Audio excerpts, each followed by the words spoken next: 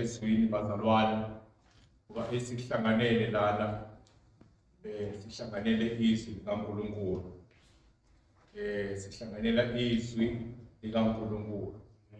Amen. Sizofuna sikhulume namhlanje ngifuna namhlanje sikhulume ngesihloko engizokhuluma ngazo nje kuphela inheritance for believers. Ngifuna sikhulume ngaleso sihloko sanamhlanje ukuthi akukhona ifa elispecific LabaKholwayo, ifa LabaKholwayo specific ifa eliqondene nabakholwayo, inheritance for believers. Limi kanjalo namhlanje isihloko sethu sizokhuluma ngaso sefa ngoba uma sihamba la emhlabeni sesiphendukile sisingabantwana bakaNkulunkulu sesizelwe singamabona again sesinefa akhona amafa kodwa kukhona lelifa esigcinelwe sizofunda ke la izwi sithatha izwi sizobheka izwini encwadini yabaseRoma Roman chapter 8 verse 17 sizofunda nje ngwalandelise uma ke singabantwana siyizindlalifa futhi sizindlalifa zikaNkulunkulu nezindlalifa kanye noKristu uma nje sihlupheka kanye naye ukuze futhi sikhazimuliswe kanye naye lesi isihumusho and since we are his children we will share his treasures for everything God gave us to his son. Christ is our God gave us his son. Christ is our two-part. We have share his glory. We must also share his suffering. Ilona nje bazalwane ebengifuna sibheke la ukuthi uma sikhuluma lokho esikhuluma namhlanje sikhuluma ngefa. Amen. Sikhuluma nge-inheritance. The inheritance is specific bazalwane. It is for believers. Amen. Akuyona le yombabo le inheritance. Akuyona le yombabo ongayithola emhlabeni bangwa. Asikhulumi ngalo inheritance. Kodwa inheritance esikhuluma ngayo sikhuluma nge-inheritance eyini bazalwane.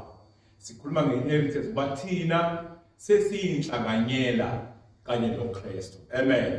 Uma ufunda izwi la lithi ke uma singabantwana siyizindlalifa futhi siyizindlalifa zikaNkulunkulu nezindlalifa kanye noKristu uma ke sihlupheka kanye naye ukuze futhi sikhazimuliswe kanye naye.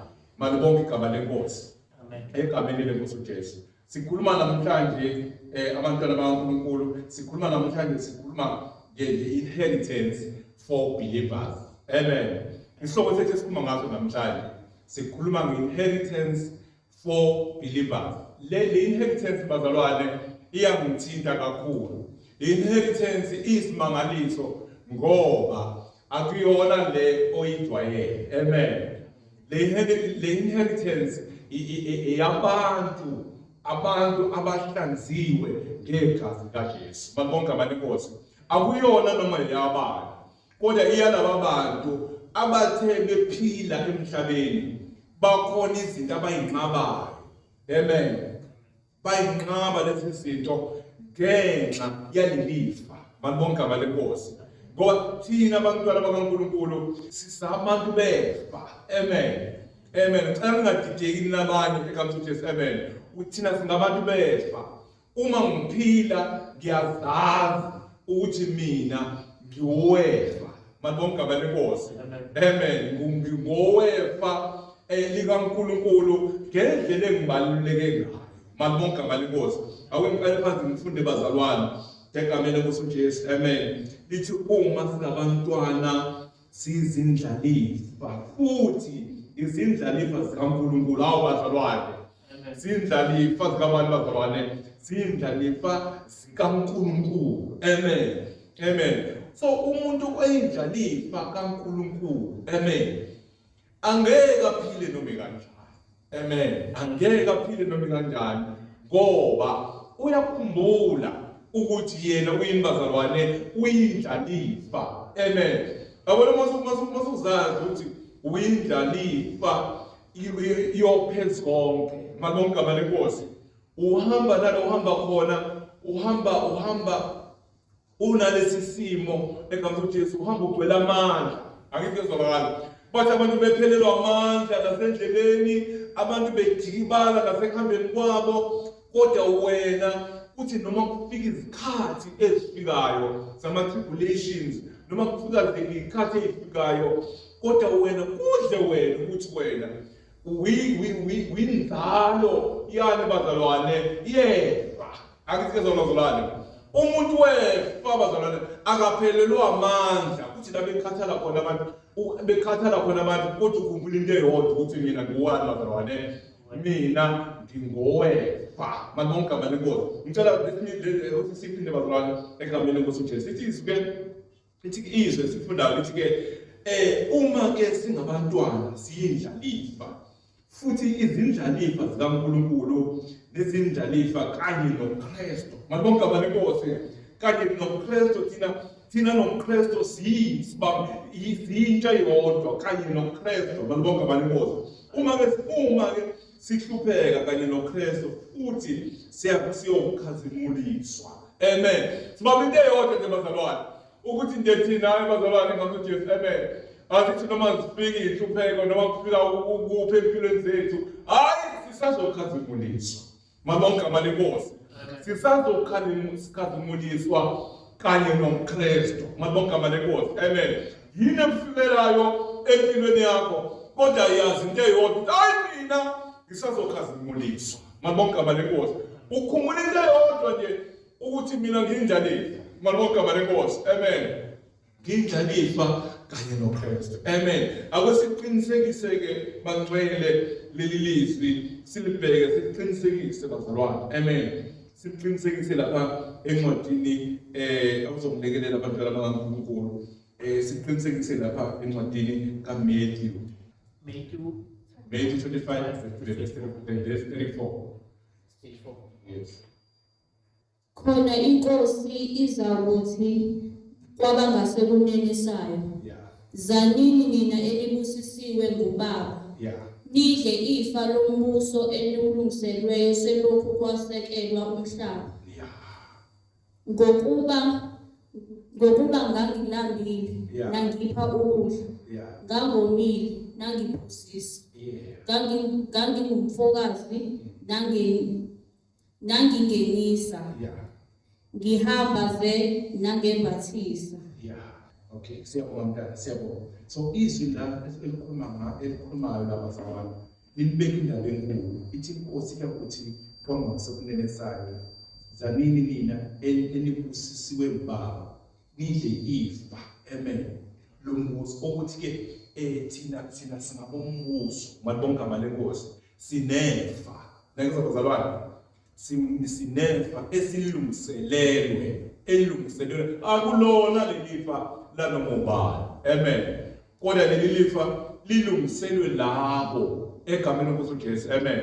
Kulungiselwe labo akuthe ziqhamuka izinto empilweni egameni lenkosi uJesu, kodwa labo baphila impilo ethandeke enkosini. Yilapho abalithi ke izwi ke kuzokuthiwa uzani nina efweni elilungiselwe. Angithi uzolala bazalwane, kunefa elilungiselwe.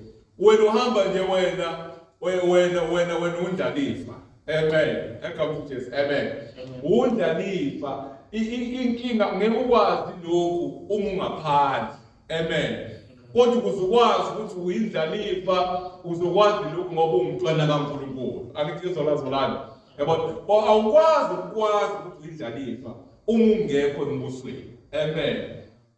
Ukuze uzazi ukuthi usembusweni, ukuze uzazi ukuthi uyindlalifa, kudingeka ukuthi qala ube sembusweni. Amen. kuna umklomelo omkhulu uNkulunkulu asihlingele thina siyizindlalifa. Amen. Siyindlalifa kanye noKristu. Amen. Amen bazalwane. Ngiyathanda ukugcizelela leyo ndaba ukuthi thina siyizindlalifa. Amen. Namhlanje isihloko sethu esikhuluma ngaso sikhuluma ngesihloko esikhulu, inheritance for believers. Babonke igama lenkosi. Sikhuluma ngesihloko esikhulu kabi. Akekho umuntu phakathi kwethu ongathola ukuthi kuthiwa uzibulele ucommit suicide. Amen. Akekho bazalwane. Akekho futhi umuntu ongathola ukuthi mhlambe uzilimazile. Amen. Ngenxa ukuthi khona izimo bezimxakile. Never. Soze kwenzeka lokho. Yini indaba na? Ngenxa ukuthi yena ekuphileni kwakhe ukhumbula into eyodwa ukuthi mina ngingumbuso. Angizizwa bazalwane. Mina ngiyombuso futhi mina nginefa engilungisele. Angizizwa bazalwane. Mina nginefa ngilungisele njengomntwana kaNkulunkulu. Amen. Futhi umuntu wefa akaphili noma kanjani. Ngoba umuntu wami bazalwane wefa. Amen. Umuntu wefa bangathi abanye abantu bezinto ezingalungile, abanye abantwana bengayiphethe ngendlela engekho right. Kodwa yena ngenxa ukuthi umuntu wefa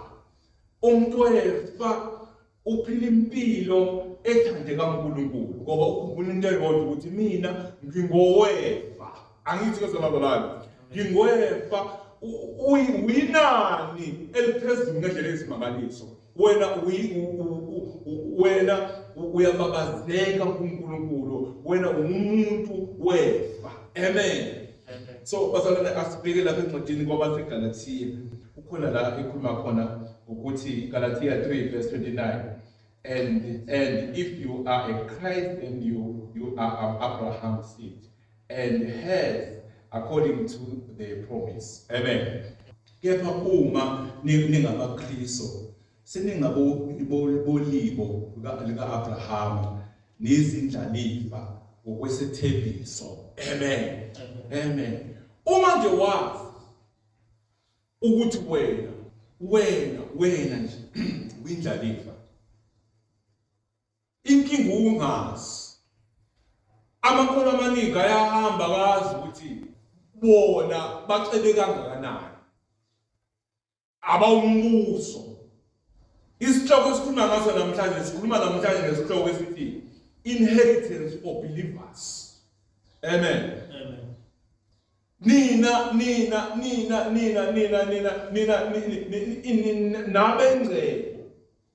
nabengcebo enilungiselwe. Umuntu angazi ukuthi ulungiselwe into engakanani. Amen. Uma ngazi ukuthi iyazi ilungiselwe. Umuntu mayazi ukuthi ulungiselwe uzophila impilo ehlukile ngenxa ukuthi ukhumbula into eyodwa ukuthi madoda ngilungiselwe mina. Amen. Ngilungiselwe. Uthi la kwincwadi kaAbraham uthi and if you are a Christ then you are Abraham's seed and heirs according to the promise. Amen. Njengokwesethembi thina bazalwane thina sesiyimbewu sesiyiseed. Amen. Sesiyiseed kaAbraham. Mamonga sesiyiseed kaAbraham. Thina sesiyinzalo yesethembiso. Ukuphila kwethu sekuhlukile ngenxa yokuthi sesiyinzalo. Noma ingakhona imindeni yethu, kube khona ama-families ethu, ama-relatives ethu angakhona. Kodwa thina sesithengiwe. Amen.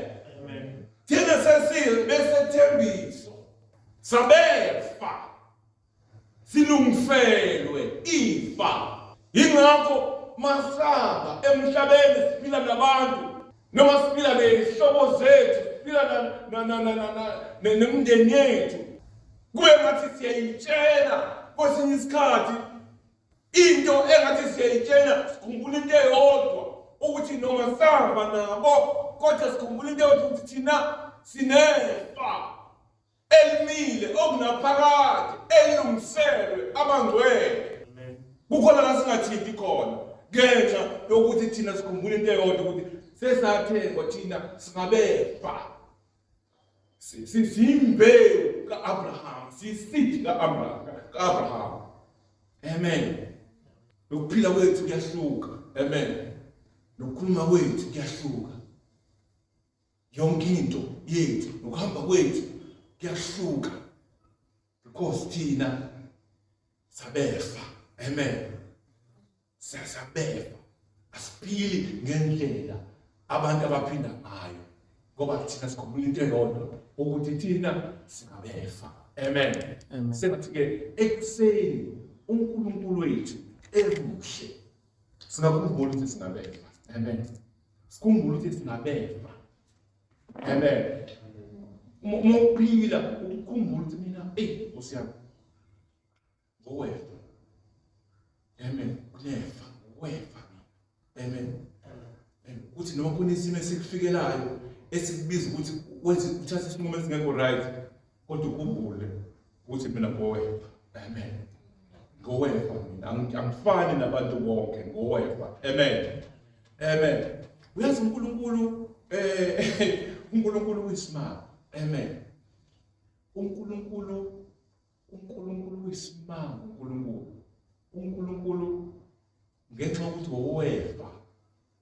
uNkulunkulu uthi ngoba wena wowefa, uNkulunkulu akubless. Amen. Akubless uNkulunkulu ngoba wowefa. Amen. Yini lento bazalwane? Yini lento eyenza ukuthi ngenxa ukuthi singabefa thina befa esibekele? Yini lento eyenza ukuthi ukuphila kwethu kuphela sibheke yena? Masibheke yena silwele. Yesu asilwele izimpi ngoba siyalwela thina silele sikhamisile silele. Abantu bayakhamisa, abantu bebelela, abantu babahlukile, abantu bahonqa, abanye benze kanjalo ngendlela ezehlukene. Kodwa izulu, amen, izulu sabefa. Amen. Sabefa. Amen. Asiqhubeke sifunde basababa. Ngicela ubuyele lapha mntana, ubuyele lapha kuRomans 8. Amen. Romans 8:17. Ngiyakuthanda leyo ndawo. Ibile ngigcizelele kakhulu. Ngicela ukukhuluma ngaleso sihloko nabantu abami namhlanje. Phela nje. Ukukhuluma ngaleso sihloko nje kuphela ukuthi thina thina sabefa. Sifa inheritance for believers. Bazalwane, uyazi ukuthiwa uzohamba endleleni utetemeke, uwazi ukuthi lelifa bazalwane li specific bazalwane. LabaKholwayo. Ayizozalwane? LabaKholwayo. Akulona la noma ubani. Amen. LabaKholwayo. Uma sowukholwa. Amen. Windlalifa. Amen. LabaKholwayo. Amen. Even nokuphila kwakho bozophila impilo enhle ngokukhumbula ukuthi mina madoda ngindlalifa. Amen.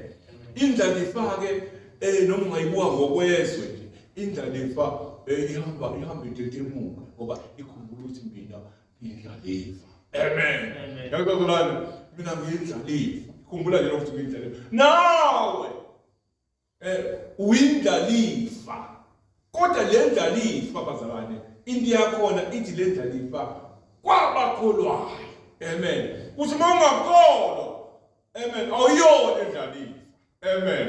Uzube indlalifa ngenxa ukuthi uyakholwa. Amen. Akathi kahle mina akunanto into engasingisho ukuthi nanti. Kodwa into enhle nje ebazalwane kunefa. Amen. Yiyo lento engihamba ngikhululeke. Ngithethe ukuthi uyazi Nkosi yami, khona mafa akhona ayoshabalala. Amen. Khona mafa ayoshabalala kodwa khona ife laphakade engeke lishabalala. Engibekelwe lona, elibekelwe abangcwele. Amen. Elibekelwe lawa abantwana bakaNkulunkulu. Amen. Nawu bekelwe. Amen. Kodwa kubekelwe noma bani. Lithi ke izwi isihloko sethu esikhuluma ngaso namhlanje engingafuna ukusuka kusona lithi inheritance for believers. Amen. Sinefa. Amen.